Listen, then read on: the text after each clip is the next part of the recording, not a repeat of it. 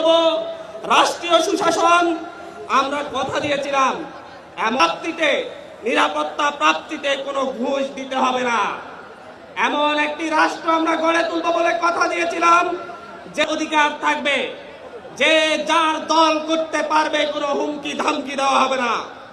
আমরা কথা দিয়েছিলাম এমন একটি রাষ্ট্র ব্যবস্থা কায়েম করব যে রাষ্ট্র ব্যবস্থায় থাকবে না চাঁদাবাজি, দখলদারিত্ব, থাকবে না গুম খুন রাহাজানি, থাকবে না রাজনৈতিক হানাহানি, দর্শনের মতো ঘৃণ্য কর্মকাণ্ড। আমরা বলেছিলাম আওয়ামী শাসন আমলে যারা নির্যাতিত হয়েছে, যারা অত্যাচারিত হয়েছে, যারা গুম হয়েছে, যারা খুন হয়েছে, তাদেরকে আমরা ন্যায় বিচার পাইয়ে দিব।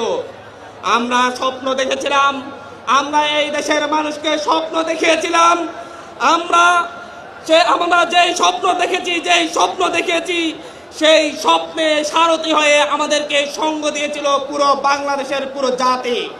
যেখানে হিন্দু ধর্ম, বৌদ্ধ, খ্রিস্টান কোনো ধর্মীয় ভেদাভেদ ছিল না, যেখানে ভেদাভেদ ছিল না কোনো দলের, কোনো মতের, যেখানে ভেদাভেদ ছিল না কোনো উঁচু নিচের, ধনী গরিবের। আমরা এমন একটি স্বপ্ন দেখিয়েছিলাম যে স্বপ্নকে সঙ্গ করে নিশ্চিন্তে বুক পেতে দেয় ঘাতকের বুড়ের সামনে শত শত আমার সন্তানেরা। বাবা মা হারায় তাদের কলিজার সন্তান, স্ত্রীরা হয় বিধবা, এবং তারা হারায়, অনেকেই হারায় তাদের বাবা মা। আজকে 1 বছর পর ঠিক সেই স্থানে, সেই সময়ে, সেই জায়গায় এসে আমরা আজকে এসেছি আত্মসমালোচনা করার সময়। 1 বছরে আমরা কি পেয়েছি? 1 বছরে আমরা কি পেয়েছি? আমরা না পেয়েছি আমাদের সঠিক স্বাধীনতা, আমরা না পেয়েছি ন্যায় বিচার, আমরা না পেয়েছি আমাদের মানবিক অধিকার।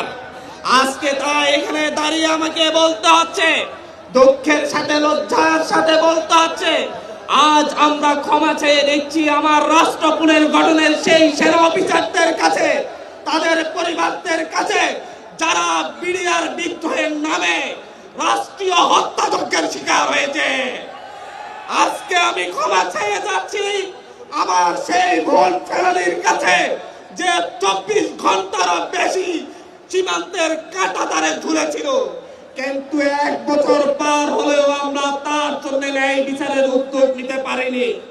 আমরা লজ্জার সাথে ক্ষমা চেয়ে নিচ্ছি আমার সেই ভাই লিমনের কাছে, যে পা হারিয়েছে র্যাবের গুলিতে, যার কোনো বিচার সে আজ পর্যন্ত পায়নি। 1 বছর পার হয়েছে, কিন্তু আমরা 2012-13 সালে যারা রাষ্ট্রীয় বিচারিক হত্যাকাণ্ডের শিকার হয়েছে তাদের ন্যায় বিচার দিতে পারিনি। আমরা আজকে এখানে দাঁড়িয়ে গুম হয়ে যাওয়া সেই সহস্র মানুষের কাছে ক্ষমা চাচ্ছি। ইলিয়াস আলী, আমান, আজমি সহ যারা গুম হয়ে দীর্ঘদিন যাবৎ যারা গুম হয়েছিলেন, আমরা আজকে এখানে আমাদের সেই দর্শিতা বোনদের স্মরণ করছি, নুসরাত তনুদের, যাদেরকে আজ পর্যন্ত ন্যায় বিচার আমরা দিতে পারিনি। আমরা এমন একটি রাষ্ট্রের স্বপ্ন দেখেছিলাম যে রাষ্ট্র পরিবর্তন এনে দিবে, কিন্তু গত 1 বছরে আমরা দেখেছি বগুড়ায় আমার বোনকে উত্তক্তের প্রতিবাদ করায় তার বাবাকে জীবন দিতে হয়েছে। আমরা এমন একটি অবস্থা দেখেছি আমাদের এই স্বাধীন রাষ্ট্রে জুলাইয়ের পরও আমাদেরকে ট্রিপল মার্ডারের মতো ঘটনা কুমিল্লার মুরাদনগরে ঘটতে দেখেছি, এবং আসামিদেরকে গ্রেফতার করা হলে একটি রাজনৈতিক দলের নেতারা থানা হেফাজত থেকে আসামিদেরকে ছিনিয়ে আনে। আমরা সেই 1 বছর পর, আজকে আমরা 1 বছর পরে এমন অবস্থায় এসেছি, আমার শহীদ ভাই জসিমের কন্যা ধর্ষিত হয়েছে, বিচার পাইনি, আত্মহত্যা করতে হয়েছে। আমরা লজ্জিত। আমরা আজকে এমন জায়গায় এসে শুধুমাত্র একটি কথা বলবো, শিক্ষা প্রতিষ্ঠান নিরাপদ হয়ে ওঠেনি 1 বছরও। আমরা আজকে এই জায়গায় 1 বছর পরে এসে আমরা দেখেছি মিরপুরে কিভাবে আমাদের ভাইদেরকে পাথরের আঘাতে হত্যা করা হয়েছে, কিন্তু ন্যায় বিচার পাচ্ছি না। তারপরও বলছি আমরা লড়বো, এনসিপি লড়বে এই দেশের সকলের অধিকারের জন্য, ন্যায় বিচারের জন্য, মানবিক মর্যাদার জন্য এনসিপি লড়বে। আমরা বলছি, সর্বোপরি একটা কথা বলতে চাচ্ছি, আমরা দুর্বল নই।